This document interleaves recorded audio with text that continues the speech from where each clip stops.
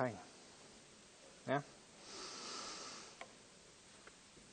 Okay. Good afternoon, everybody. My name's Pete Lake from Criterion Games, part of Electronic Arts. We're based in the UK. I'm going to talk about rapid idea visualization today. Before I do that, could you just please turn off your phones, or at least the audio on your phones? And at the end, can you take the survey? Be interested in your thoughts of how this goes. So a little bit about me first. I started as an artist. I've been in the industry for about 19, nearly 20 years now. I grew up as more of an animator, inspired by Jurassic Park and computer graphics and things. And I trained in more of the traditional art and music and that kind of stuff. And then I managed to get a job, work experience at a games company, and then got a real job at Criterion. And then at Criterion, I got to work on some exciting titles. We got bought out by Electronic Arts early in the 2000s. And since then, we've made games like these, which have been incredibly good fun to work on. So today, I'm going to talk about our experiences from Burnout 3 to Need for Speed Most Wanted and beyond, and what we're doing now. Looking at the techniques we've used along the way, and at points failed to kind of use, to really quickly explore ideas and help visualize things. I'll build 6 key lessons through these chapters that we've learned along the way, which I believe are as applicable to a AAA developer as they are to a lone indie one. So, very early on, back in the 90s, movies like Fight Club and things started to use previs to help visualize and solve complex shot problems. There were new physical filming techniques coming out that allowed directors to shoot in new ways, and they needed to explore how things would end up before they could be achieved. And at Criterion, we had very similar problems. Beginning work on Burnout 3, we started to partner with EA, and we wanted to figure out and show all the cool ideas that we had. This was an incredibly aspirational group of people at EA, and we were a tiny developer in the UK. We had big ideas to make Burnout the #1 driving game franchise. And we wanted to convince people and show them the kind of crazy things we had. And it all started with aggressive driving. So this is the question that most video game developers, or at least us back in the day, were asking ourselves of, what's it going to be like when it's finished? Show me what it's going to be like when it's finished. And there's lots of ways to achieve this, making pre-rendered movies, and they can be really successful in selling a concept or a vision of a game, but they will also fall flat and never really feel like they were really useful to us. You could sell a great pitch and get people really excited about something, but then never really be useful to the game team. So why was that? It's really because we were asking the wrong question. You should be asking yourself, what if, not what will. And today I want to talk about those what if questions and tools that we've used.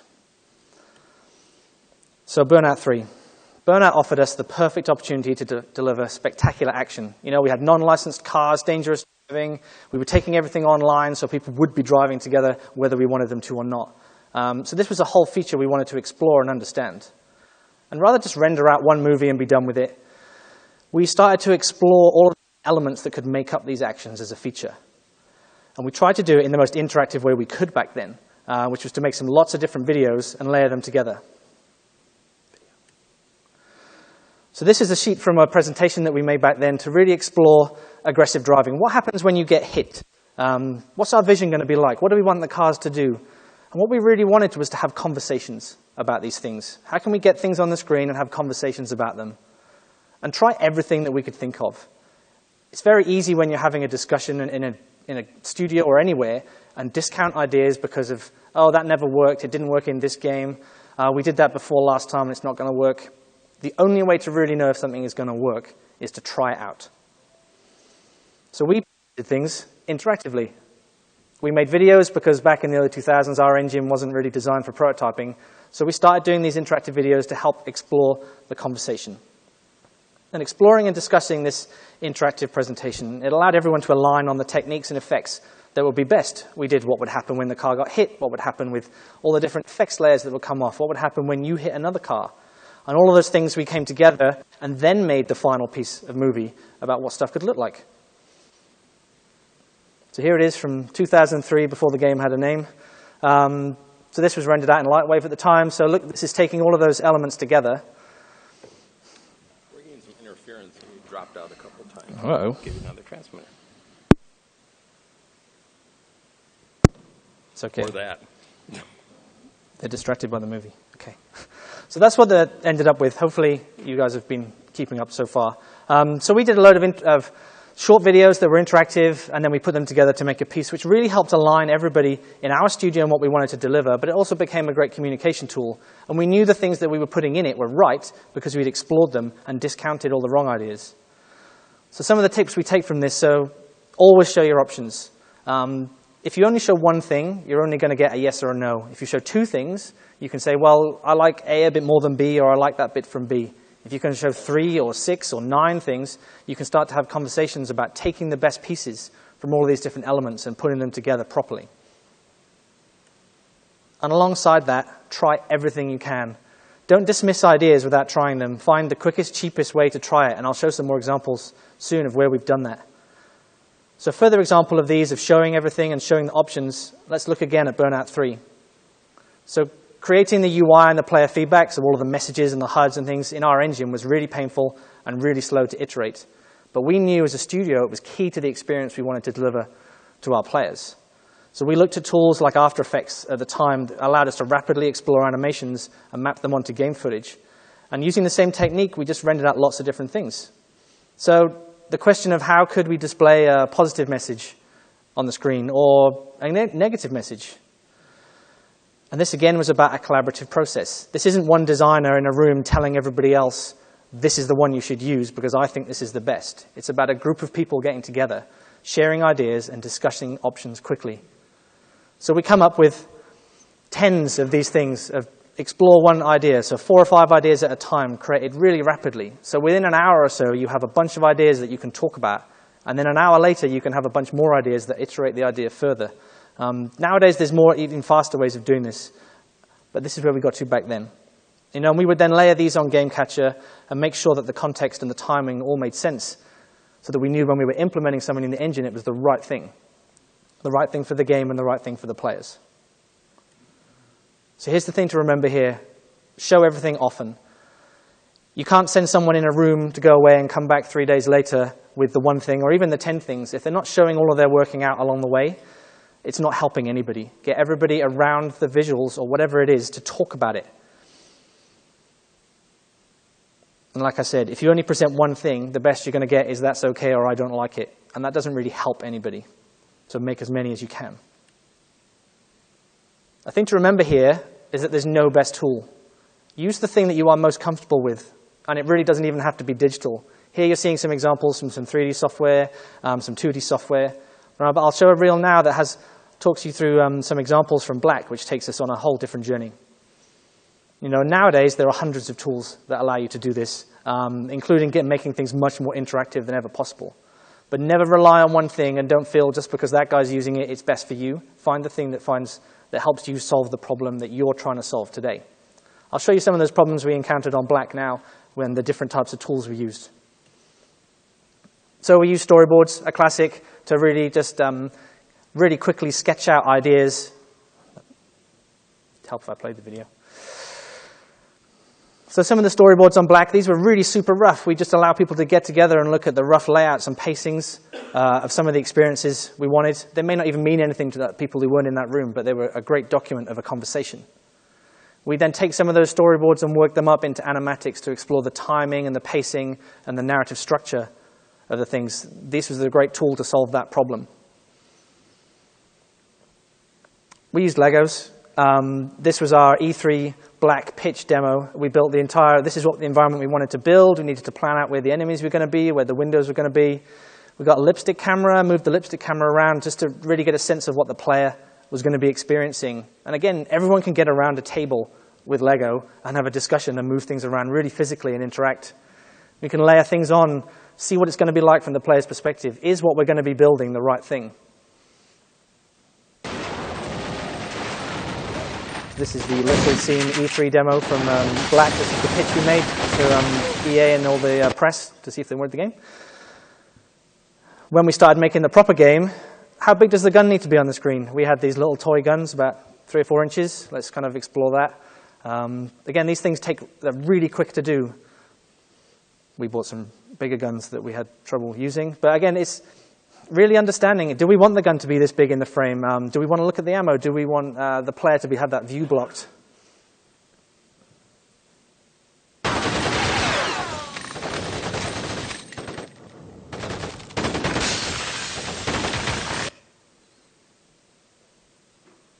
So from some of the storyboard beats and things, we would work up some of the moments into really rough previews to help us communicate, align, and visualize some of the moments we wanted to have in the game. These allowed clear conversations with the team and clear conversations with EA as well at the time, who we were trying to deliver these things with. Setting expectations for conversations is really important.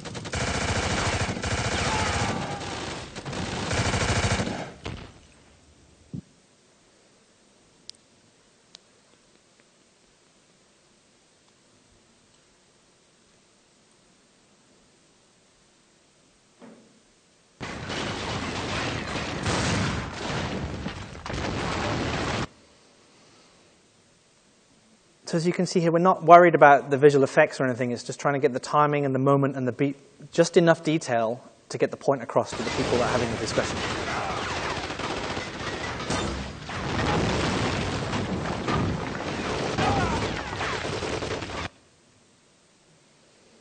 So as we did on Burnout 3, we went back and we looked at the player feedback, adding it on top of game footage to think about, well, how do we want to represent ammo, and what do we need to feedback to the player when?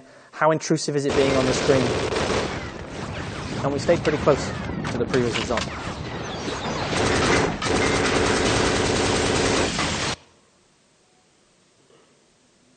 So then we started getting a little bit more ambitious and making some more pre-rendered sequences for moments within the experience.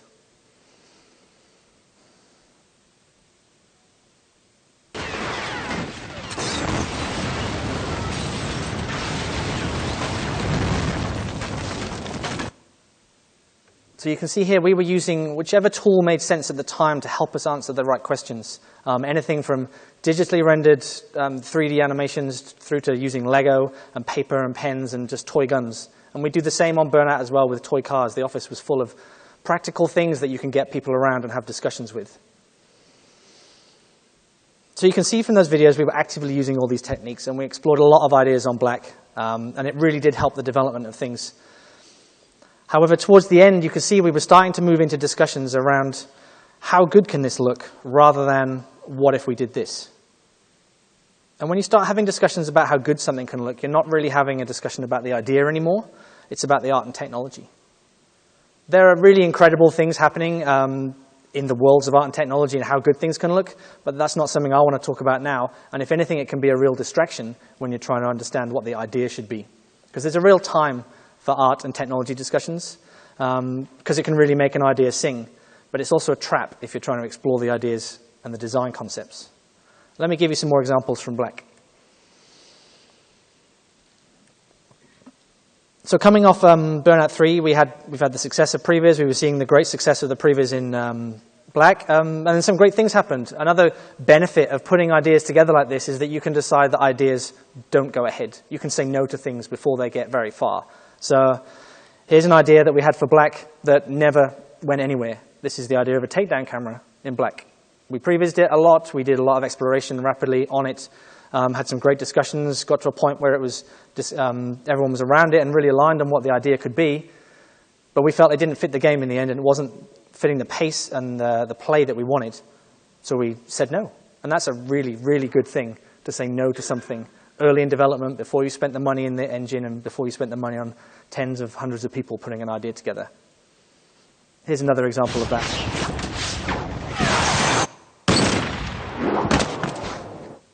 These kind of features, they would have worked in the game, but they would have made it a very different feeling game as well. So we said no.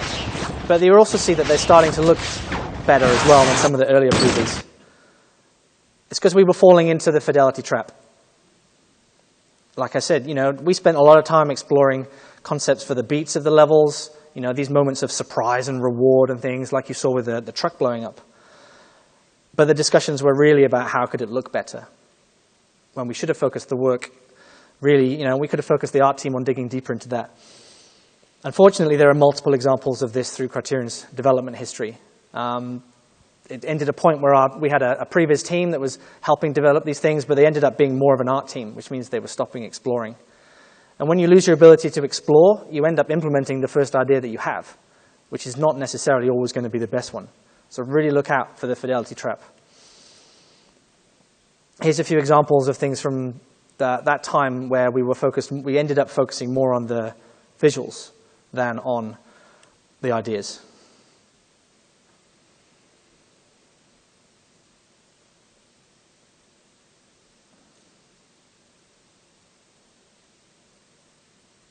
And the trouble with some of these videos is they are really cool and they're really exciting, and when a team sees them, they get really excited about them, and everyone gets so much energy about it, you just want to make more of them because it's really exciting and sometimes really motivational to the team. But you have to step back and say, are they helping? You know, making something like this is really cool.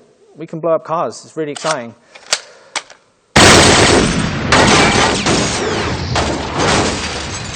We could have solved that problem with a toy car around a desk and having a discussion around how we wanted the car to move. But instead, we spent weeks making a video of a car blowing up. So here's an example from another game that was in development at the time, from Burnout Revenge.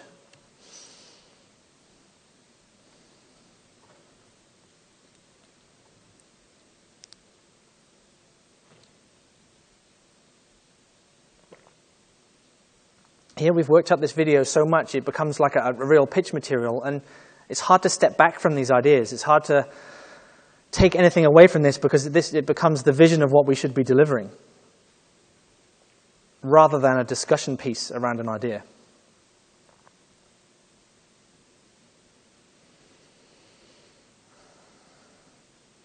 And this continued on at Criterion. We got so focused on making and shipping the games, we lost some of our exploration techniques, even through to Burnout Paradise.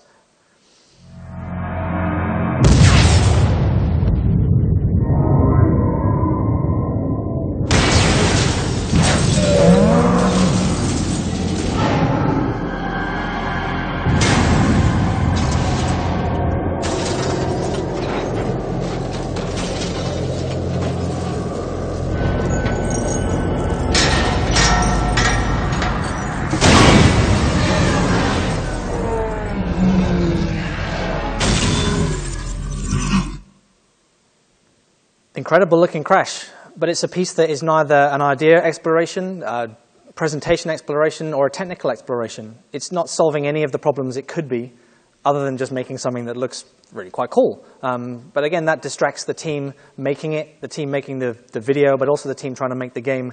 You end up using materials like this to help sell your game, both to the team and then to the internal publishing partners. And then no one's able to deliver on those expectations because the idea exploration was never there. So after some of these darker years for the pre-visit Criterion on Burnout Paradise and again on Hot Pursuit, where we were focusing far too much on the visuals and the pitch materials rather than the ideas, the team tried a new approach when developing the Need for Speed Most Wanted game. You know, tools have come a long way, and we started to look at interactive prototyping.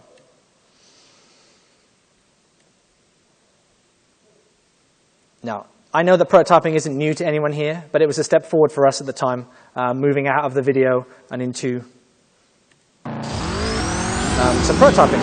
So we made a little top-down game with some of the combat that we had ideas for in Most Wanted. It was great. We chose to do a top-down 2D approach because it was really fast to iterate on. And we had an experience that was really surprisingly fun in the end. It was really good. We had this multiplayer. It was chaos, but you know.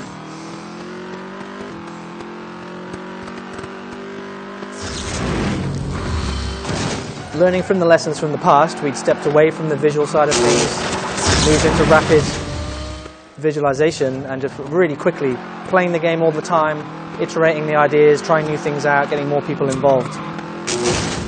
However, this prototype was really a failure for us because we didn't learn what we needed to from it. We made a cool, fun little game, but it wasn't helping form the final product because it was really lacking the context. The view which we'd chosen, which was quicker to iterate in, was vastly different from the view that we had in the final game, which was obviously a third-person driving game. So the learnings we were making from being top-down weren't applicable to the things that you would need to be doing from a third-person camera perspective. So we had to really we didn't learn, all we learned was that we couldn't learn anything, which is a good thing, but something we've taken on in the future, but it didn't help us on that project, where a lot of those features ended up didn't making it into the game because of that. However, this move to interactive visualization is one that is working really well, and it works to really simulate the right discussions. We've continued it on now in the development of the other IPs we have at Criterion. So to summarize what we've talked about so far, really remember to show options in everything that you're doing. Try everything. Really try everything that you can. Show work as often as possible. Get people around it. Don't just review it yourself. Make sure you're reviewing it with other people. There's no best tool for this stuff. Use the tool that you are most comfortable using, as whether you're an artist or a producer or an engineer or a writer or anything. Find a tool that you can help express yourself, that will help you practically put something in front of somebody else, whether that's on paper or on the screen. Beware of the fidelity trap, because it's a very easy one to get lost in, especially when you start prototyping and making videos. Because as soon as you start showing something to somebody else, you yourself want it to look as good as it can, so you have to hold yourself back.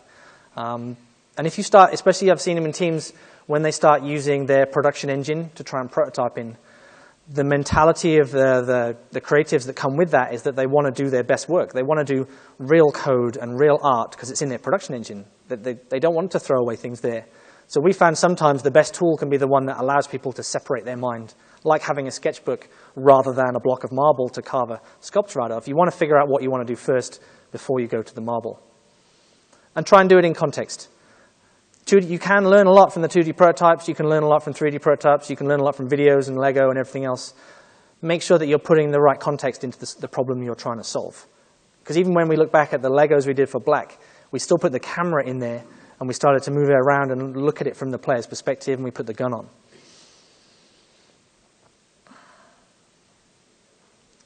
Another thing to remember is it's really always worth trying to find time to do this stuff.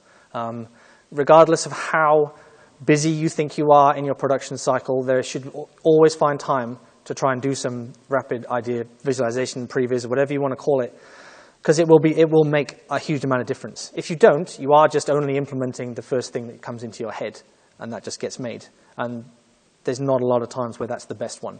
And even spending a day exploring something and discussing it with other people and showing ideas will make your idea better. And beyond this, how about trying to make it part of the culture of your team and the studio? Don't try and contain the ideas to a single group or a department. Involve as many people as possible in the process. Great ideas can really come from everywhere. At the end of the day, we believe everyone wants to make the best game they can.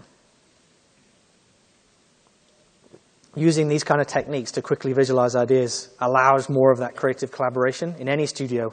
And if you're on your own, find the people around you that you can help share these things with and get feedback on. So that's a bit about the history of where we've been. Let's talk a little bit about where we are now at Criterion and how we're now relearning from all of these things. So in 2014, Criterion was reborn, really, and we've been building a new culture where everyone believes that making great games in the best possible way. And rapid idea visualization and these kind of the tools and techniques I've been talking about are a core part of this. And it really spreads across every part of the studio, to the point that we invest time every milestone. So every 7 weeks we have off-the-grid or hackathon time, where everybody in the studio gets time to explore creative ideas, share problems, explore explore different opportunities, where the only remit is that you don't do something that you would normally be doing on your job. We have people forming and making game teams. We have people solving problems that they were having in their production engines. Anything goes in these few days, and there's an awful lot of sharing and collaboration. This is a really important investment for us. It gives people the space to explore their ideas. Everyone loves some time to explore their own things. But from a studio perspective, it also gives people time to learn new skills and techniques that they can then apply when we need them to the main production projects. And it also lets everybody know in the studio that we believe that these things are really important to us. So then last year, when we had to put all of these ideas back into practice again on some real shipping titles, everybody had a much better understanding of the way we wanted to work, the tools and techniques that would help us. So in 2015, Criterion Games worked with the Ghost Studio on the latest Need for Speed product. We worked on the cops feature of this, amongst a couple of other things. And we came in to look at the entire feature from start to finish. The main game was being made in Ghost in Gothenburg, and we were in Guildford working on the cops. We needed to find a way to quickly align on the vision we wanted of how our cops ideas were going to fit with the vision that they had for the cops in their open world experience. And we knew that prototypes could help align people around ideas and allow us to explore things really quickly. So we got a team together to start building a prototype for what we were doing on cops.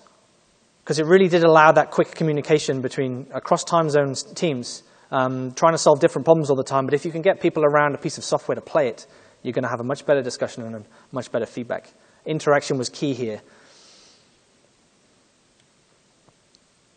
So we decided on doing a very rapid, in-context prototype, and that was the best way to fit our goals and solve some of our challenges. And rather than trying to make one giant, all-encompassing prototype from day one, which becomes just like making the game, we decided to pace and scale the prototype over time, allowing us to make sure that every stage was a shippable idea. So if we had to stop and start making it at that moment, then we could. Because we didn't know how long this prototyping was going to take. When you're exploring ideas, it's really hard to know when you finished. So we set ourselves some measures by defining stages. We wrote down kind of experiences we expected the player to be having. So what's the minimum viable basic chase? What's the minimum viable escalation on top of that chase? And then where could we go with hide and seek? We actually planned out 6 different stages that we could potentially prototype. We ended up making 3. And from a time perspective we spent on these, we would work on them very, very rapidly, reviewing hourly, if not faster, with a very small team together. And we would stop on them when we measured them against our original criteria. And this was really allowing, and we were sharing it with Ghost constantly. I'll show you the prototype. So it's very rapid. It's as high fidelity as it needs to be to solve the problems that we're trying to have, was the kind of the cap we set for ourselves. So it kind of looks like a car. This is a piece of world that is to the right scale of Need for Speed that is actually representative. These are real streets that do exist in the game. Cars all drive at the right speeds, have the right kind of physics. And then we started prototyping all of that. So this is kind of a stage 2 prototype video here. So you could get into cop chases, you could start getting fines, the cops would be chasing you. More cops would come into the chase as the chase would escalate. We would have roadblocks and things. So this was really allowing us to have these really rapid discussions. We could get around software, both on our end and in the Gothenburg studio, and discuss, well, are we starting chases too quickly? Are the cops behaving properly? Are the patrol routes the right kind of things? The vision they had for the cops was a much more authentic cops where they'd be parked up on the street waiting for you while they'd be patrolling. We wouldn't be doing a lot of the spawning in of cops that we'd done on Rivals and other games. It also allowed us to explore some more interesting things with the player feedback as far as what can we do with the camera to give different information and how do we want to be exploring. So here's a little bit of how it turned out at the end if you haven't seen Need for Speed.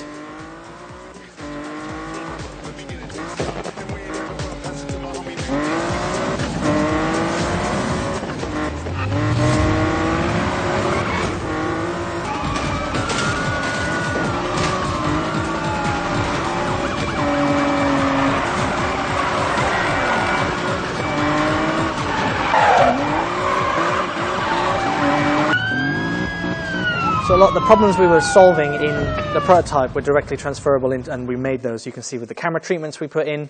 We really wanted to try some different things with player feedback of not relying on just HUD for everything, using the camera, using the audio, and we could rapidly prototyping allowed us to try those things out. They are the kind of things that when you have a discussion about them, you will just throw them away.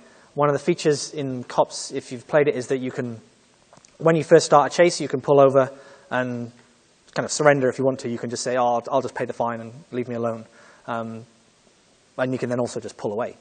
But when we discussed that as a feature, it didn't sound like it was fun at all. Why would the player ever decide to just pull over at the side of the road and pay the fine? But we prototyped it, and it was actually really exciting, and prototyping allowed us to evolve it into those moments where you could then pull away, and that would really, really anger the cop and make him chase you even more and radioing more of his friends and escalate the chase more quickly. So we started evolving these systems from playing the prototype that allowed it to make it a much more systemic kind of fun experience. that we wouldn't really have done if we just implemented the first thing we thought of or discounted the idea when we had the discussion. We wouldn't have even bothered spending the design time on it. So this approach is continuing in the development of our current titles, and on a much grander scale. So this is our new one, a concept from our new project, which doesn't have a name yet, but it's Beyond Cars. And we're not only prototyping ideas and little features like you've seen with the cops, we're prototyping entire game systems and how those game systems fit together. Because it's keeping to build on the context of things, trying things out quickly, putting them together. And when you're trying out one idea and you need to see how it fits with another idea, you need to try it out really quickly. And we're doing it outside of our production engine as well, wherever possible, to allow really rapidly thinking about throwing things away. Unfortunately, I can't show you some of this today. That's for a future GDC talk. If you want to learn more about how we're working at Criterion, we have a talk on Friday, which digs much deeper into how we've evolved our culture over the last few years. I've worked there for 20 years now, and these are the best days I've ever had there. It's a very exciting place to be, because we're embracing all of these things as a studio. We're almost trying to be an indie developer within EA as far as we just the way we're building teams, the way we are rapidly prototyping, the way we're forming around game ideas, it's very exciting.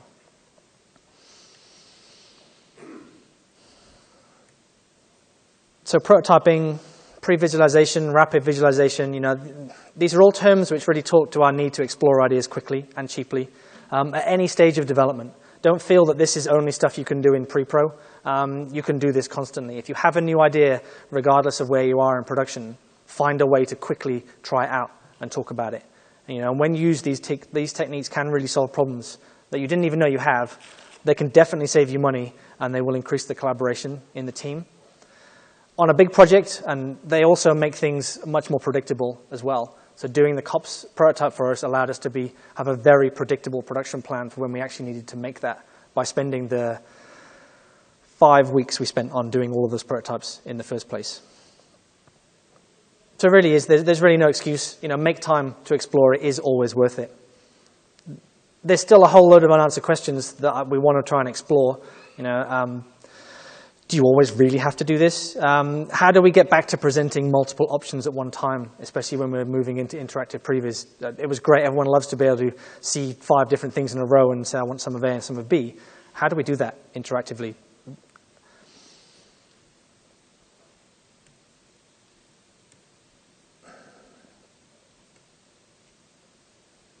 So this has gone a little quicker than expected, but here's a summary of the 6 tips again. Keep showing your options. Try everything you possibly can. Don't discount stuff. You'll be surprised at how some of the ideas that you would throw on the floor are really the ones that will make the game sing. Show everything as often as possible. Find the people that can give you feedback. Show it to the people you think are going to give you the worst feedback, the people you're scared of. They will normally give you the best feedback. There's no best tool. Find something just to put it on a screen, put it on a piece of paper, let people see it. Beware of the fidelity trap. And keep it in context, whatever the context is for the problem that you're trying to solve. And just on the fidelity point, you saw I made the point in the COPS that some things you will need to push the fidelity because you need that. We found try and do as much, make it look as good as it needs to be to solve the problem. We needed something that kind of looked like a car in the right scale of world to give us the context that we needed. Those two things can kind of sit together. But when you start asking yourself, can we make this better? Can we make this better? Try and pull yourself back from that. So, thank you, GDC, and I'll open it to any questions.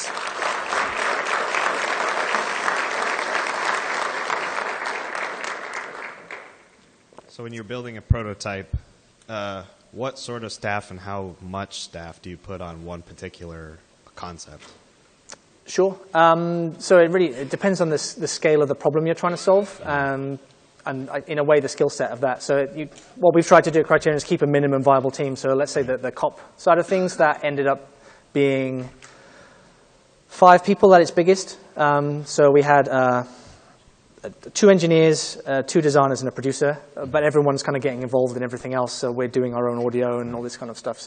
But don't put too many people on because you'll be finding work for them to do. Yeah. So it comes into the planning stages of what you're really trying to explore. So if you can find a way to break down the what's the minimum thing? What's the first thing we want to make? We use very agile process, break down what is it we need to do to achieve that, and then man the people behind it. The most important thing, though, is trying to find people that believe in the process and believe in what you're trying to do and the way you're trying to work. Will you always have a producer, or is that not necessarily true? I don't know if it's necessary. What it helped us, being a producer, obviously defend my own job, but one thing, and I've heard from the team it helped, is having someone to help make sure that we are measuring and challenging, someone to help add that objectivity of challenging, are you making it look too good? Are you pushing the questions in the wrong directions? And in our case as well, it was making sure that someone is making sure the communication happens. So with us between studios and things. So when you're in a bigger organization like we are, that really helped. I think it's a role that needs to happen, but that could happen on the team in the same way that you don't need an artist if you've got an engineer that can also be an artist. Thanks. Cool. This side. Hey, so about the project where you worked on the police chase thing, Yep. It seemed like you initially started with like real maps of like the real driving routes and stuff. So in that case, you brought something that was going to be in the final products into your prototype. I was wondering if you also go sometimes in the other direction where you, in your prototype, you have some, for example, AI or behavior code that you actually eventually end up using in the final product. And do you have any guidance around that? Yeah, absolutely. That is exactly what happened on the cop side of stuff. Yeah, we were in a lucky position with the visual world there that the Ghost team already had some world that we could take, which was great. But we did take things from that prototype into the production engine. So from a design data point of view, we took through like because that was an actual piece of city, we took through the cop patrol routes and things that we designed. We exploited those straight into our production engine, but also from not necessarily from a code point of view, but proving out the logic that you expect to use in your code and authoring it in the same way, we would do that. So in that instance, we used Unity to allow us to separate from our production engine, and we would author and do a lot of the code in the right order and the right logic for the AI and to test out behaviors and the design of when things would turn on and off, the roadblocks and things, and that's directly applicable to the planning and the writing of the code we did in our production engine. So it was, you used the same ideas, but you had to eventually re-author that stuff, right? In that case, we were re-authoring them in a different language. Yeah. Cool, thanks. When you do your prototyping, do the designers really get deeply involved in that? Do your designers actually know some of the things that you need to do to set up a scene to be able to prototype? Yes, at Criterion they do. Everyone, even myself as a producer, we would get our hands dirty and roll our sleeves up in it. So different designers have different levels of wanting to get involved, but we try and make sure that everyone does have a basic kind of knowledge of how to use the tools that they have at hand. Some of that comes down to if you challenge a designer to solve a problem, let them find the tool that is most comfortable with them. We try not to force a particular piece of software on somebody. And that's where I talked about the off-the-grids and the hackathon ideas. Those are moments where people can have time to themselves own with other groups of people to explore learning the new techniques and the tools that they would need to do that. But yeah, our designers aren't just designing. They would get in and be scripting and laying out levels and making the cars you see were all made by a designer in that instance. We didn't actually have an artist on that prototype. At the university, we teach them to go through and do paper prototypes and desktop prototypes and even digital, but usually the paper and desktop before that, just because it's the cheapest way. Yeah, absolutely. And we still do that as well. We will still do little card games and things. It really comes down to what you need. How far do you need to push the prototype to answer the question? If you can answer it by making a little card game, or the cops prototype started as almost like a card game where we would kind of be writing down, well, the player starts a chase and then the cop does this and the cop does this one. That starts building the blocks out that you then need to take to the next level as well. So, cool. Sounds good, thanks.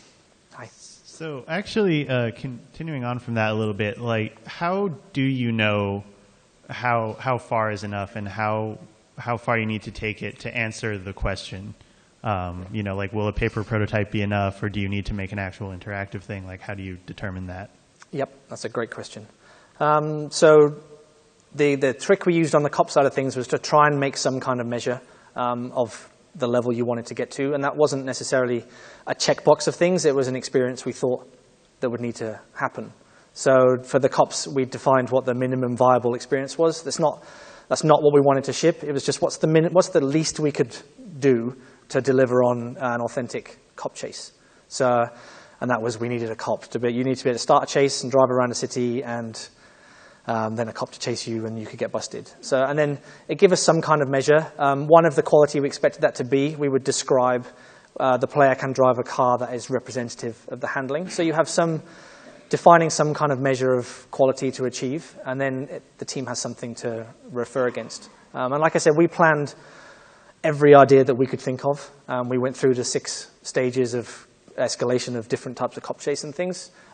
We made a decision to stop because we had to ship a video game, so we had to move into production rather than continue prototyping. But if we were, some of the stuff we're doing on the new IP now, we have more time, so we're allowing ourselves to keep working further down there. So does that help?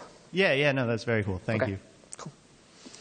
Hey, I'm curious about how this process fits into your production process. Does most of it take place during a pre-production phase, or do new ideas trigger this further on in development ever? It just seems like a lot of studios can sometimes be reluctant to go through this much trouble, if you will. Like, the value is undoubtable, but it could be hard to justify to some people who are like, just implement, just go. It is, right? yeah, it is quite difficult, especially if you're in production, to just say, let's down tools for even a day or 2 hours and just make a paper prototype. But we do it wherever we possibly can. So the examples we've had, both on the cops, and we also did this process again on the Star Wars Battlefront last year when we were involved in that. We found it such a powerful tool as a studio to bring people together and align on what we're trying to do really quickly. Everybody sees the value in it, so we've worked to a point where it's easier to convince people. What we found is that in the usual development cycle, earlier on, more people are in this phase, and then as we're moving into production, that you start getting more people start swinging into production. And that's like little strike teams, kind of? Sorry? As you go further along, the like small strike teams that go in and pursue this? Exactly, yeah. So what we had on the cop side of things is that at the beginning, like 90% of the team that we'd built around this feature were doing the prototype, and a couple of people were doing some core tech that we knew we would need just to make a game. And then as we went through the stages 1 and 2, people would start to move over into the production. So we'd end up with, I think stage 3 only had 2 or 3 people in when it originally had 6 or 7 on the prototype, but you had more in production. And that helped us trigger, now it's time to stop prototyping because more people are needed we planned enough to do more production. So, but when we have a new feature come up, if a crazy new idea comes up, we will try and do this. So it's trying to find a way to build that in your studio and team. So. Cool. Thank you. Hi. Just a question about the timeline for achieve the quality you guys had for the cop chase. Do you remember how long it took the team to do so? Because apparently there's a code base for the driving and all the thing, but how long it took the team to for reach, the cop? Yeah, for the cop part. So we had this first stage running from nothing, so from a blank scene to the car driving. We had that in a week, the full cop prototype playable.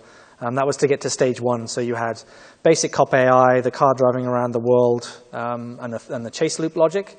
Then we worked on stage 2 after that, and that was, surprisingly, that took twice as long. So we spent 2 weeks getting to stage 2. We didn't plan to take 2 weeks. We just kept working on it until it was there. We found that then the third stage took even longer. So the more detail we were getting into with the design challenges that we were trying to answer from prototyping, the longer we needed to spend on it. But also our team size was going down, so we were stretching as well. So. Just another question. You mentioned that when you guys are trying to prototype, you're trying to involve as many people as possible. Yes. And sometimes, let's say, animator or text artist. But it's a culture thing in your studio. Who is making the call at the end? You showed a lot of different, the elements on the UI, which one works best. Someone need to make the call, right, at the end. What's the process for that? Well, we don't have one person that will make the call. Usually it's the team, and usually it's around measuring it against what you were trying to achieve in the first place. So in that instance of, say, the UI messages, the measure was what is the most positive message that sits within our game's style. And so if you want more people to be able to build into a decision-making process, they all need to have the same measure. So even if they disagree, if they personally think that that's not the right one, they can actually measure it against something, and it just helps everyone. So we try and involve as many people as possible. And usually, especially in these smaller teams, people are all kind of feeling it and playing it and kind of go, yeah, that's the one, and you kind of then run after that one for a while. So. Okay. Thank you. Okay. Henrik Johnson from the Ghost team in Gothenburg. Hello, Henrik from the Ghost team in Gothenburg. Thank you very much for helping out with our game. This is okay. our official thank you. There was no question. Okay, cool. Well, thank you very much. I'll save you all some time this afternoon. It's finished a little early. I'll be around if anyone wants to ask any more questions they didn't want to, but thank you for your time.